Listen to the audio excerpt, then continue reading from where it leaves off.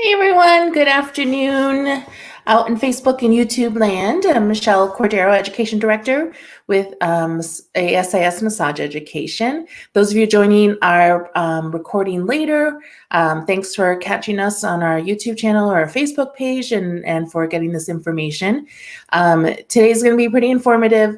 Some of the processes here at our school and also in other schools as well, with how to apply for school and how to figure out if you can get financial aid and funding, how you're going to pay for school and things like that. So we're going to talk with our Regional Campus Director, Laura Todd, today, and she's going to answer some of those burning questions and kind of walk through a lot of the process, so you know what to expect when you pick up the phone and schedule that tour and come in and find out if it's the right fit for you and get ready to enroll in school. So we're going to find out all those ins and outs.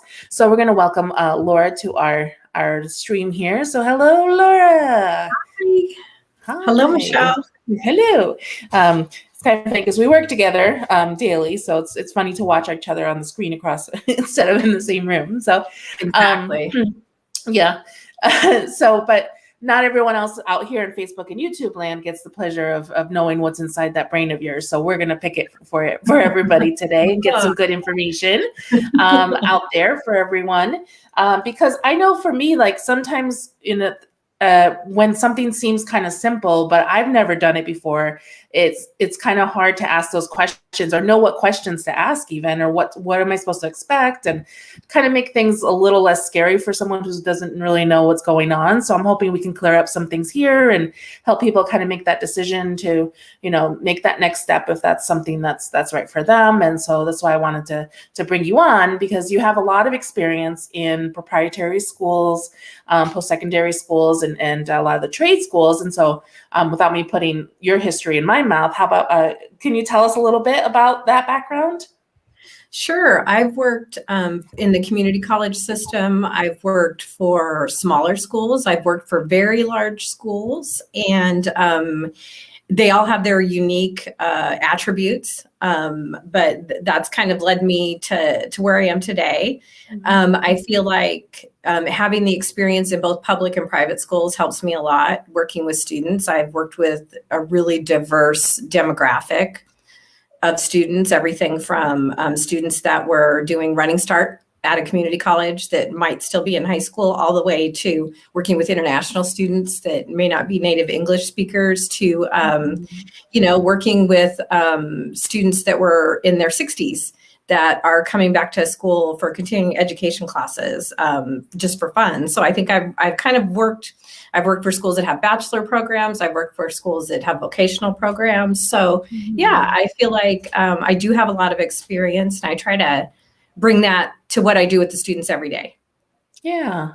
So, and we appreciate that, because you clear up a lot of things for a lot of us. Like myself, I've not worked in schools other than being an instructor, and then being on the other side administratively is like, how does all this work? Because there's a lot going on behind the scenes that people don't realize sometimes, when it's not just as simple as teaching massage, right? Or teaching whatever program it is.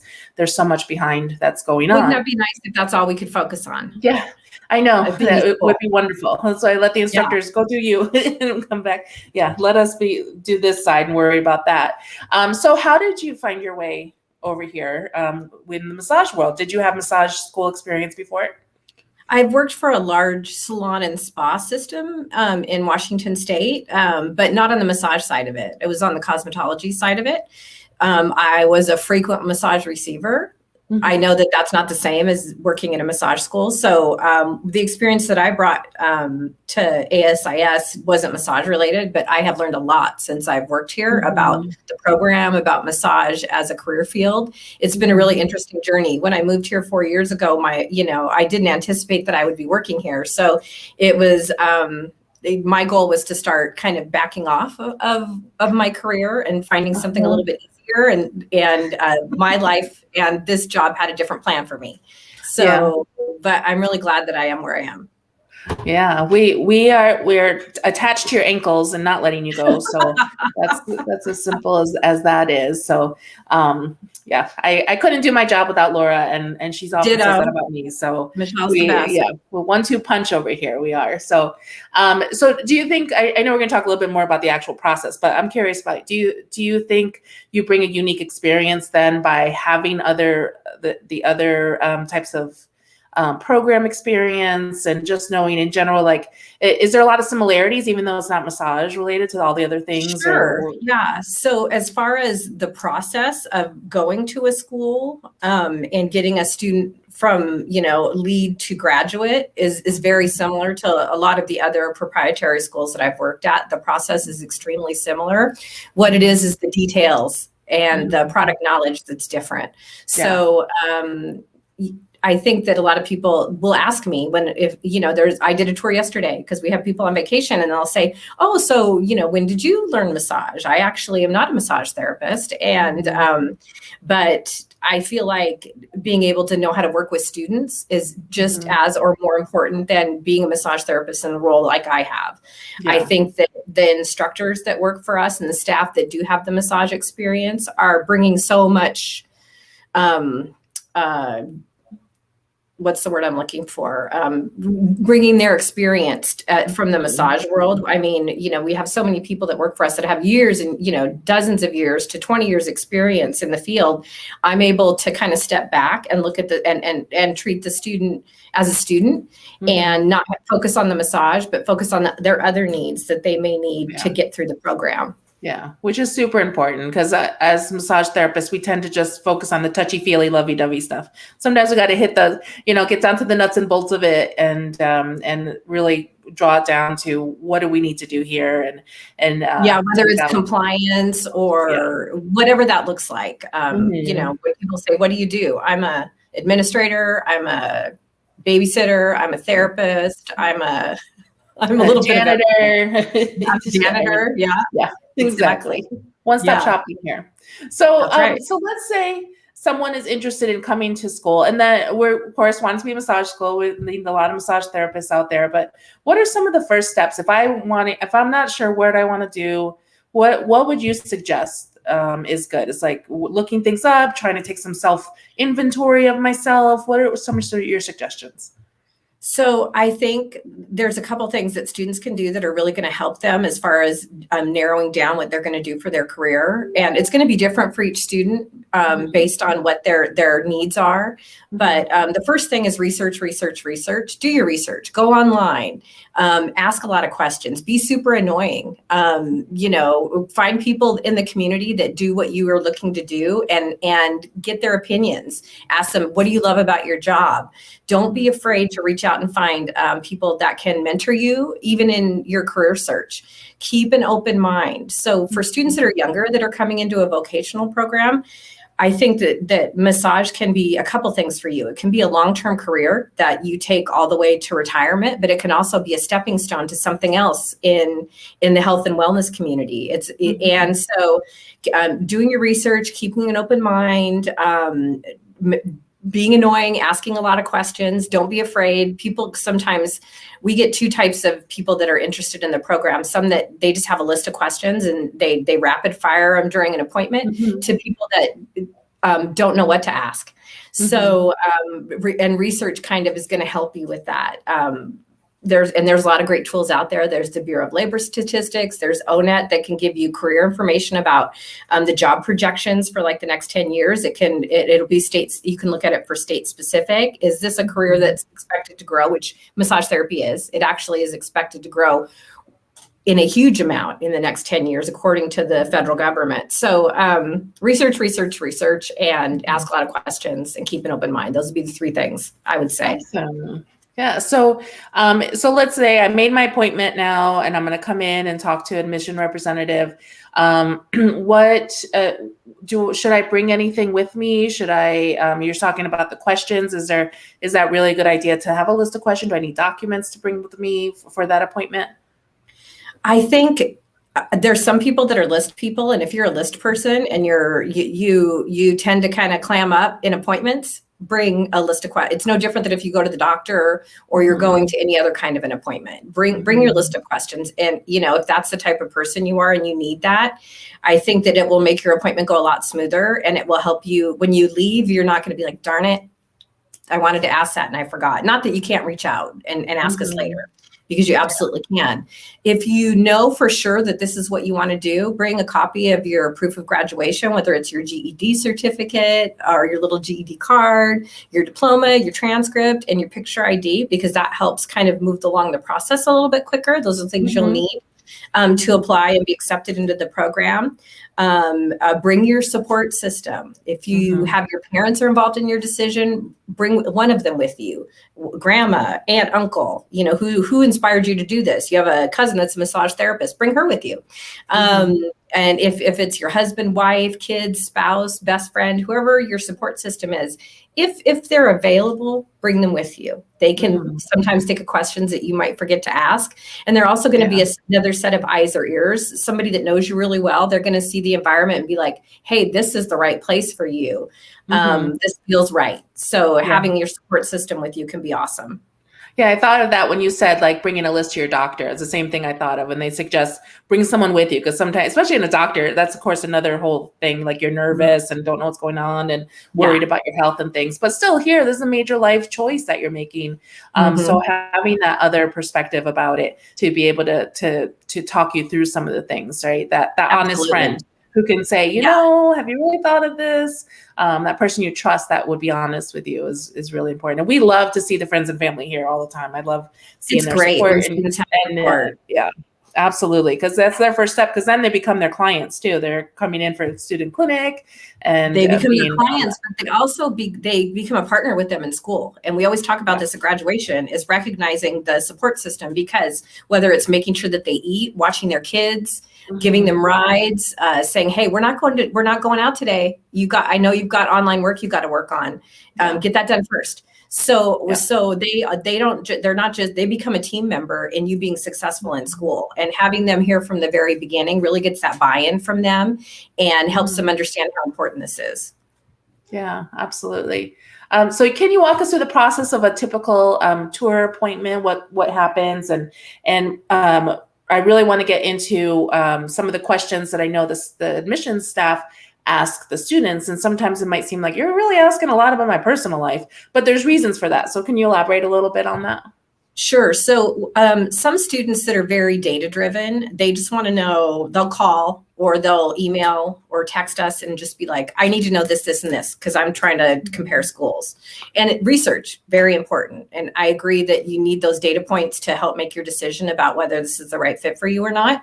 But a big part of this program, and I would say more than any school I've ever worked at, because of the intimate nature of massage therapy, is don't be afraid to make the appointment to come in for the tour and spend that 45 minutes to an hour with us, because you really need to feel if this is the right place for you. It's different than if you're going to school for business administration. It's much different.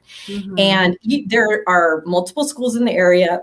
There's a good fit for everybody everywhere. You're going to find the right fit by exploring how it feels.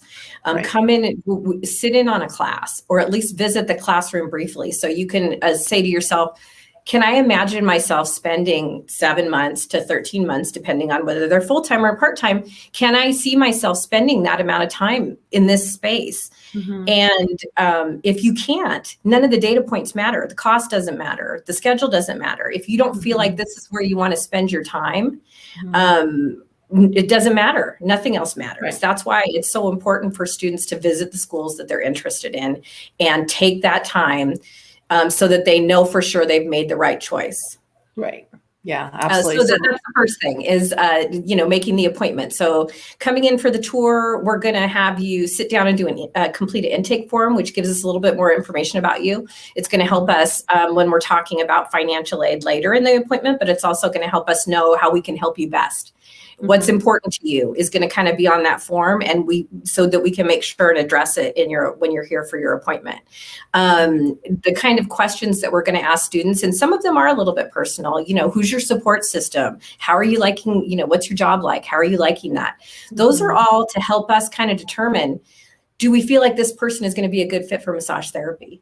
This is a very unique career field. And we have a lot of different kinds of students, some that are very straight and medical focused and want to work in sports massage, and others that are like, I love the Eastern modalities and I want to be able to do energy work with people. So it doesn't mean because your interests are different that you wouldn't be a good fit, but it helps us understand how to, those questions are designed to help us understand the student's needs and how we can help them best through the appointment and as a student moving forward. So the first part of the appointment is just focused on the student. We're not talking about the school. We are trying to find out more about you and how we can help you. And what are we going to need to do for you to help you moving forward to get through the program and get enrolled in school. So then we have an opportunity to go over the details of the program, the scheduling details, what you're going to learn while you're here, chance for them to ask questions about the different modalities, to see if there's anything that looks exciting to them that they're excited to learn about. Then we do a tour. We peek into the classrooms. Some students have questions while they're in there. Our instructors are amazing and are very welcoming and will say hello, and the students will show them what they're doing, especially if they're doing body work at the time, which normally they are, because we do a lot of hands-on work here. Right. And then once they've had a chance to see the school, then we will sit down and we will hang out. We do a lot of Google Hangouts at our campuses. If you're at the Tucson campus, you've got a financial aid rep right there. If you're at Prescott, you've got our director right there. If you're at visiting Mesa or Flagstaff, we'll Google Hangout them and do a video chat, really similar to what we're doing now with financial aid. And before that, we're going to ask you some financial aid questions. Have you used financial aid before? Are you thinking of using financial aid now? So that they know how to tailor their presentation for the student based on their previous experience. They're going to go over all the details of financial aid. They're going to give the student an opportunity to ask any questions that they have. And then they're going to, offer to help them complete their FAFSA, get that FSA ID and password, which is how you electronically sign your FAFSA. We can do, if they have time and they're interested in doing that, we can help them actually go through the FAFSA while they're here.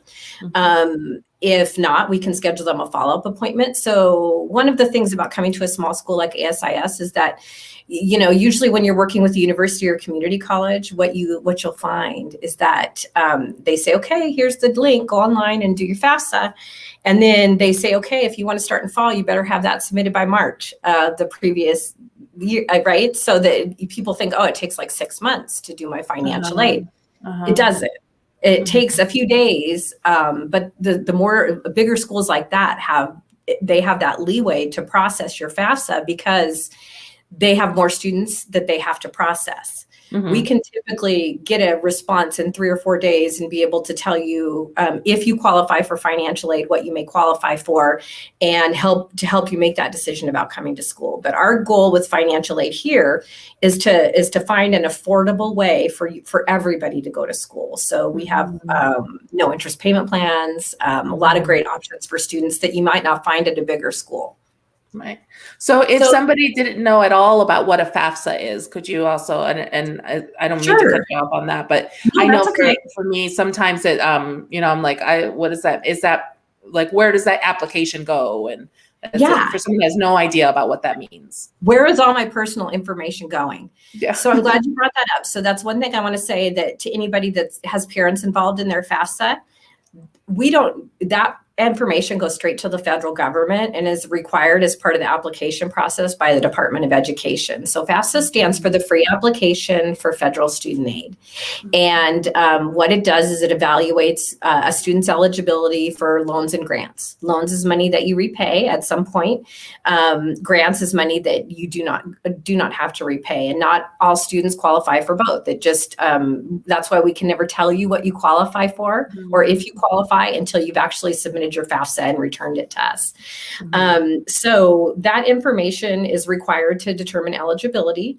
And we are just a facilitator for that. So we're helping you get that information. We're helping you, we're facilitating it for you, but it's the federal government that's making the decisions and doing all of that. So if somebody brings you a bag of cookies or something, that's not going to help them get any more money or anything like that. Unfortunately not, though we do encourage people to bring in cookies. Yes. Maybe not their first appointment. Yeah. Yeah. Maybe later once we're all in, we have a place for that. Right. But it is a formula, right? It's just the straight out numbers. And it's nothing that we do. And like you said, we're a facilitator, but it's just what comes back from the government. Exactly. Exactly. Okay. And the nice thing is for students that don't qualify for financial aid, we have some other great options to be able to help them. So some people are like, oh, I know I'm not going to get financial aid. I've applied before and whatever. There could be 100 reasons why they think they're not going to get it. And that's okay. And if they choose they don't want to apply, we have other great options to help them. Okay. That's awesome. I love it. So after the financial aid part, then the next part is, is this the right fit for you? Do we feel like you'd be a great massage therapist? Let's get you to fill out your application and save your seat for class. And that would be the next step. And then we would send them on their way, but keep in contact with all the follow-up appointments to complete whatever we need to do to get them started in school. So that's basically how it goes. Okay.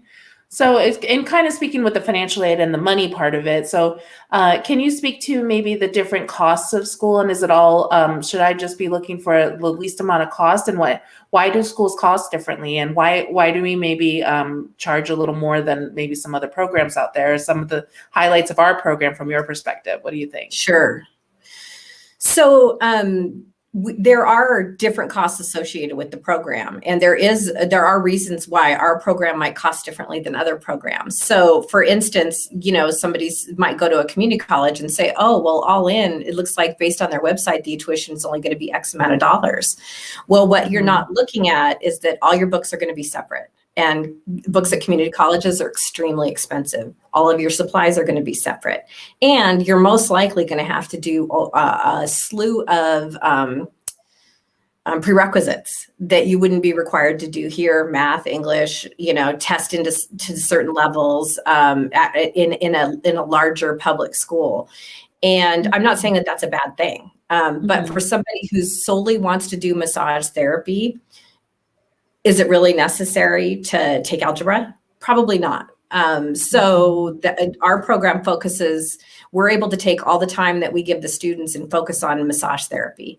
And there can be different costs associated with it. The nice thing about our program is that it's almost 100% all inclusive. So the tuition amount is the tuition amount. It's also your starter kit, which includes everything you're going to need to get started in your hand, your sheets, your blanket, your holster. We also provide all of the oils and lotions you'll need to use for the entire program, for your hands-on part of the program. And people don't include that in the cost because it's expensive. I know students, depending on which modality they're in, that can go through almost a bottle a day. And when you buy that, it really adds up. You could be talking about, close to $1,000 or more the entire time that you're here. So that's a service that we provide for our students. It also includes your licensing application. So we actually pay your fee and help you fill out your licensing application and do your fingerprinting and take care of all of that for the state board so that you can be licensed in the state of Arizona. The biggest differences also between us and maybe a public school like a community college is the completion and graduation rate. Community colleges or voc technical schools that are part of the community college system don't have required completion and placement benchmarks like private schools do. Ours are extremely regulated, and we are required through different audits based on from our accreditor, from the state board, from the VA, from the Department of Education, that we hit certain benchmarks. It's a requirement to stay open. And we exceed those on a yearly basis because we have a great team and a great reputation. I got 2 emails today from people that are looking for massage therapists. I had a call yesterday. So usually we get a little bit of frustration from the clinics that call us, and we didn't hear back from your students. You said you were going to email them. They're all working. Yeah. So we would love to give you more graduates, and we've got people in school, but we can't force people that are already working to come work for you. Yeah, So, exactly. so those are the kind of differences you're going to get a school like ASIS versus a public voc or community college school that may be less expensive. Yeah. Yeah. So and one of the things from an education point of thinking of too, ASAS and there are other schools that do this. I'm not saying we're the only ones, but one of the things I'm proud of is we match up our instructors with the modalities that they are most skilled in. Absolutely. And so I taught at another program one time, it's not around anymore. But it was like you were the morning teacher. It didn't matter what was on the schedule, you taught everything. And I'm like, I don't know anything about this modality. I have to learn it really fast. So we fit in the right instructors for the right classes. So that really the education experience is completely different. I agree with that. And comparing it to some of the other programs I've worked at before, I know exactly what you're talking about. It may not have been the same career field. So whether it was like dental assisting or medical assisting, which are both similarly length programs, they'd have one teacher for the entire, you'd learn phlebotomy, anatomy and physiology, patient care, all from the same person. And I agree that there's a real benefit for our students to having a staff, an instructional staff that's passionate about the subject that they're teaching and knowledgeable. Yeah. Yeah. I know there are definitely people out there that I feel like we have a couple instructors I can name top of my head. I could throw anything at them. They'd probably make magic in that classroom. But we would definitely want to have the right fits in there for sure. Sure. So let's see. What about, so we talked about financial aid already. What about that I'm ready to sign up? What are my next steps? So we will get your education verification. We're going to get a copy of Picture ID. There'll be an application and enrollment agreement. We do have a $50 application fee. That's going to save your seat for class and goes towards your tuition. And then you'll get an acceptance letter, which is going to include a lot of great information. Because we're on a modular system, our full-time students are, usually starting within a maximum, there's going to be 4 weeks until the next start, right? Or part-time, a maximum of like 6 weeks. So during that lead time, it could be that you're starting tomorrow. We have open enrollment through the whole first week of class, and it's extremely normal for a student to drop in that first week of class. So we're basically always enrolling. And what that does is it means you don't have to wait. You don't have to wait 6 months. You don't have to wait till the next quarter. And during the time that you're waiting, if there's a few weeks, we're going to be sending you some emails about how to get prepared for school. We're going to be sending you the orientation PowerPoint, the catalog to read through, so that you're staying engaged and can start getting excited about the materials you're going to learn. You're going to have I was just going to say, can somebody in that time sit in on a couple classes while they're still getting excited to get started? Yep. Okay, so they absolutely can sit in on a class. And we've done that before where we said, hey, here's the calendar. Which one looks interesting to you? And they will come and sit in on a class. We also, this is not off subject, we also offer that to alumni. Alumni can come and sit in on a class at any time that they want to. And I know that you share the calendar with some of our graduates frequently so they can look at classes that they may want to brush up on or that maybe they missed part of the first time around. And that's at no cost to our graduates as well. Yeah, I do. I get those emails from them very regularly. Can I come to the next Cranio? Let me know when this is coming up. We have a lot of students that come back and do that. It's always nice to see them, and they tell us what they're doing and how great their job is, and how much how nice it is for them to come back. They feel like they're coming home. Yeah, it's always great to see them. Yeah, I love those visits from them.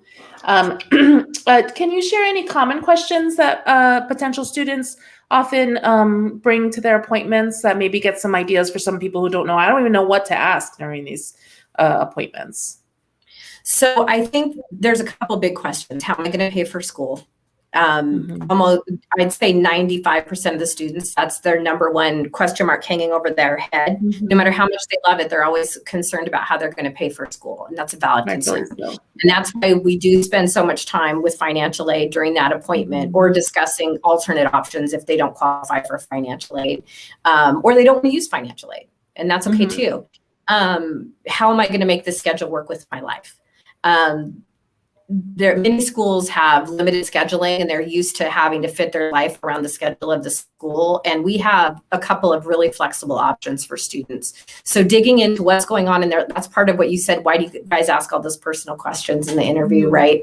Really digging into their schedule to figure out what schedule is going to work best for them, so that they can effectively come to school and complete, is really important part of this whole scenario.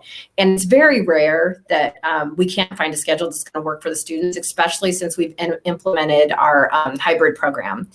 And it gives a lot of flexibility to students, which include them being able to spend all their time on campus if they still want to, or completing up to 10 hours of their hourly schoolwork from home or from wherever they're at.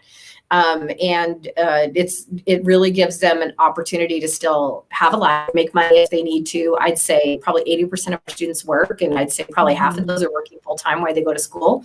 So being able to give them the flexibility to be able to survive and thrive while they're in school, it has really, I have to credit you for that with the implementation of this hybrid program has really been a game changer for people that maybe couldn't make the schedule work before. And now they have an opportunity to still do all their hands-on work here at the campus, but still have a life and complete some of their sciences and lectures type stuff online. Yeah. Yeah, it's a really, really great. I hear that a lot from the students, especially ones like Saturdays. And I'm like, get through the first 7 Saturdays, and then you've got so much like light sailing. Yeah. And what's 7 Saturdays when you're talking about a career?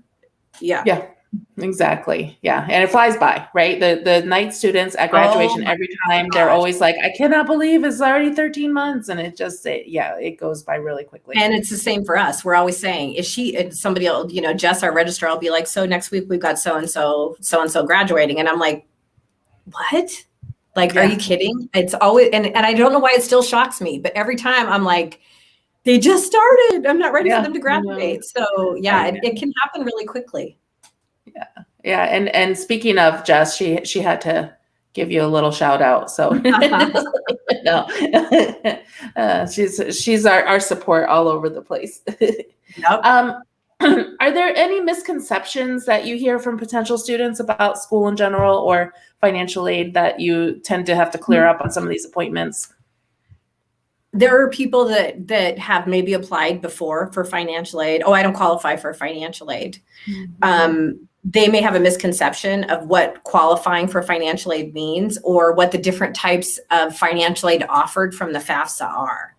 So maybe in the past, let's give it a scenario. They were a dependent student. And what that means is that they'd have to use their parents' information on the FAFSA and their income has to be included. And maybe it was too high for them to get grant money.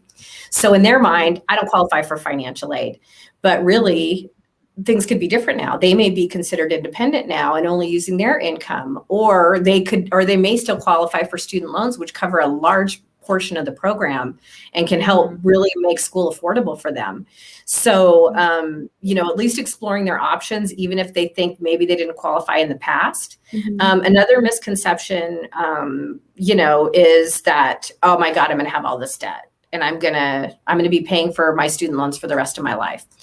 That could be true if you're going for a master's degree at a school like Cornell, which Michelle's a graduate from, or some other place like that where you've got this really, one of my stepdaughters originally considered going to a private Lutheran university, and this was 15 years ago, and tuition then was $32,000 a year. Wow. And so, yes, when you go to a school like that, though you may receive a lot of value from your education, and I'm not downplaying that at all, you are going to have a huge burden of student loan debt and hopefully a career that's going to enable you to be able to pay that and make it that worth your while.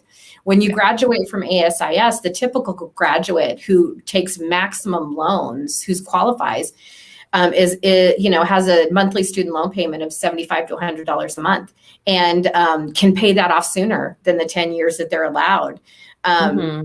So the amount of debt that you're going to carry graduating from a school like ours is minimal and affordable. So I think there's a misconception about that too. You know, when people have heard horror stories from friends and family, don't take out loans because you're never going to be able to pay them off. Oh, and then it's going to ruin their credit. Actually, if you pay your loans on time, your federal student loans, it actually can improve your credit or create credit. Right. I'll use my son as an example. He got one credit card when he was in college, which has like a $300 limit, and he's never increased because he doesn't want to. And you know, he's been out of school for quite a while now, years. And his only real debt he's ever had is his student loans, and he's going to be buying a house. He's looking to buy a house because his credit is like 780 right now, and all he's done is made those little tiny credit card payments and his student loan payments. So it doesn't need to be a negative. And I think that you have to really listen to the experts and not the peanut gallery when you're making your choices about school and about about financial aid decisions. Yeah, absolutely. That's good points. I'm like getting excited. I'm like, where do I sign up? I'm like, wait, I'm already in massage therapist. I forgot about that. Are there any things you wish students would say during their appointments, like something they want to speak up on? And there's something, actually, I forgot, I was going to mention it earlier. If a student has some needs for accommodations for while they're in school and worried about how are they going to get it because past school environments weren't great, or they have a learning challenge or something like that, what advice would you have for them or anybody else that you think would have hoped that they would have told you more information on the tour and during the admissions process? So I'll address learning challenges first. So the nice thing about coming to a small school like ASIS is you're going to get a lot of one-on-one from everybody. And while we may not be a big, huge community college that has a whole disability services office and, you know, has fancy tutoring options, what we do is can tailor something for each student based on their needs. And speaking up about that right from the beginning and being able to discuss, is this going to be a good fit for you based on your exceptional needs or the disabilities that you want to disclose to us? Doing that from the beginning, we can either make the decision, they can make the decision, you know, I've thought about it and this isn't going to work for me before they start. Or more often than not, what happens is when we have that information right from the beginning, they have a great foundation right from the beginning and they don't get behind because we can help them. And we both have worked with many students at our campus and at the other campuses that have had such exceptional needs. And we've been very successful on that.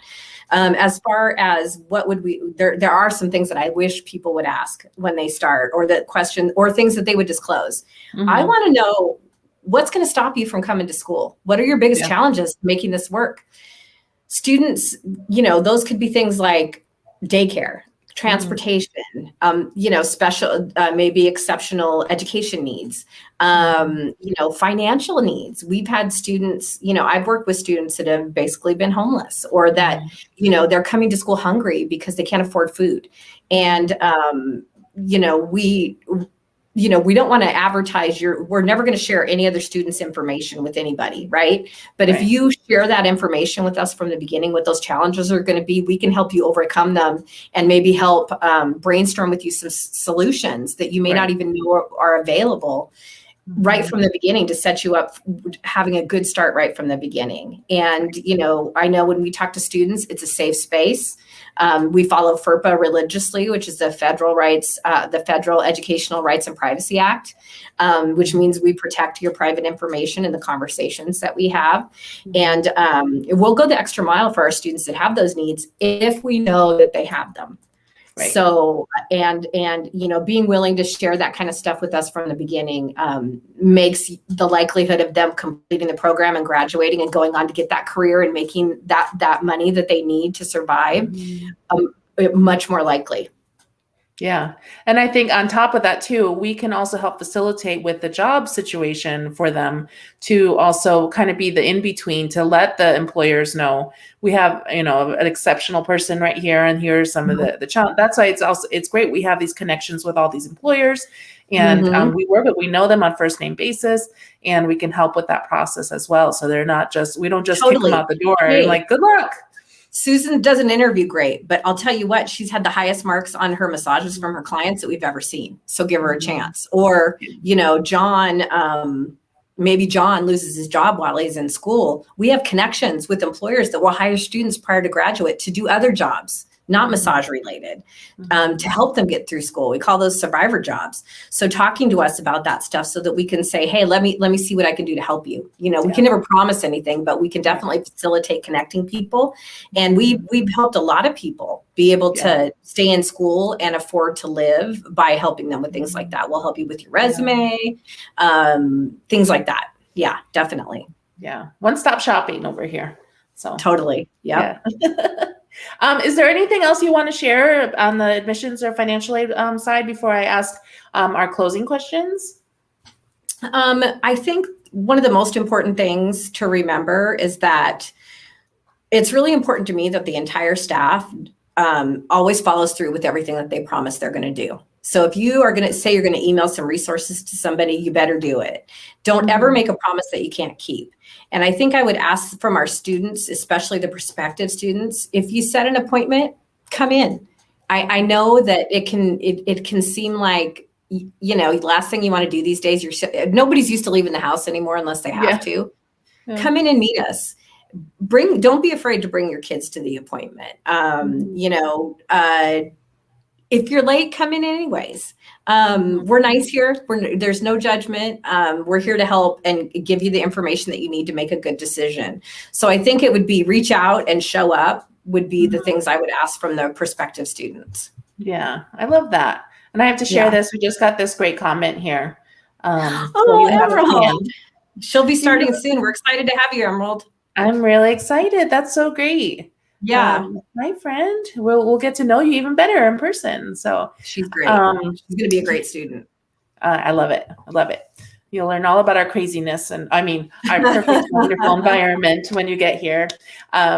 Okay, so let's have some fun with some of these questions. I know you were like, I'm not sure. Let's see what you came up with. So if you could have any talent or superpower, what would it be? Invisible. I already know that. Invisibility. Particularly to eavesdrop on people or check things out? I don't know if I want to hear people talking about me and hear what they say, but I think, I love to people watch when I travel. It's one of my favorite things to do. So just being able to like quietly people watch and invisibility, definitely. Yeah, I like it. So if you weren't in this massage field, and I know usually my questions if you weren't a massage therapist, but if you weren't in the position you are right now, what kind of job would you think you'd be in or want to be in? So funny. My husband asked me this a couple of days ago. We were talking about different things. And I said, I really love what I do. So that's hard for me to kind of piece that off. But one of the things I've always really been interested in is antiquities. And so, I had the luck of being able to go to the Pergamon Museum in Berlin, which has a lot, it's got the market steps of Ishtar. It has the gates of Babylon. They actually built the museum around these. They took these whole parts of the cities. And so antiquities are super interesting to me, and maybe working at a museum with something like that would, be interesting for me. Yeah. Yeah. That's so cool. I love it. If money and circumstances were not an issue, where would you most like to live?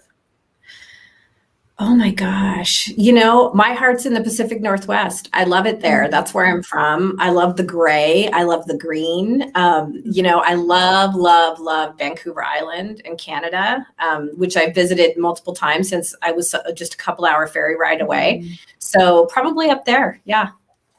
I love it. See, I have to laugh at this because I almost asked you a night in the museum question, and then this comes up. I'm like, no, I'm not going to bring it up because that's like, that was Niels, I love you. That's so funny. Yeah. That's awesome. Yeah. So thanks, Niels, for that little chuckle. What is your most treasured possession? That's a really hard answer. I have like weird boxes of like little scraps of paper of things that my kids have made, that every time we move, and we've moved a lot, whether it's to Germany or from Seattle to here. And so I have all these weird little things that they've made that people are like, what is that? It's like I have this popsicle stick that's a reindeer for Christmas, and weird things like that. But also I have a journal that my husband bought before we got married, and it's really cool. It looks like it's old, and it's leather, and we wrote our wedding vows in there, and he'll write things occasionally to me in there. So that's really important to me too. Oh, I love that. Oh, it's romantic. Look at you, romantic. I'll have to teach you about that later. Last but not least, what would you tell your 18-year-old self? Oh my gosh. Stay in school. Yeah. I have multiple different degrees and different, I have different degrees that I've attempted. And I've always thought about going back to school and finish some of them now. And at my age, the thought of working full time and then going home and going to school, though you can do it if you want to, is a little daunting for me. So I wish I would have finished, even though I do have several degrees, I wish I would have finished like my bachelor's degree, which I never did. Yeah. I would say stay in school, finish it while you're young. Be cool, stay in school. Yeah, exactly. Yeah, we talk about how did we do this, and this when we were whatever age. Right now, oh my gosh. I went to school full time. I had 2 jobs and a baby. So when students are in here like, hey, I don't know if I could do it, I'm like, listen, let me tell you something. You pull up those bootstraps and you're doing it. Yep. Exactly. That's right. There's a lot of tough love, a lot of soft love and tough love here at ASIS. That's right. We're going to tell you what you need to be successful and support you in that process the whole way. Exactly. Yeah. Yeah. Well, Ms. Laura Todd, thank you so very much for taking the time out today. Sure. I learned a lot. I always do, even though I'm always picking your brain on these kinds of things. So hopefully this cleared out a lot of things, a lot of questions for potential students and people considering coming to school and wondering what's going to take. So I really appreciate you explaining so much to us so very simply and clearly. So and my pleasure. Yeah. So bye everybody. We'll see you next week. Have a very nice broadcast. Bye-bye.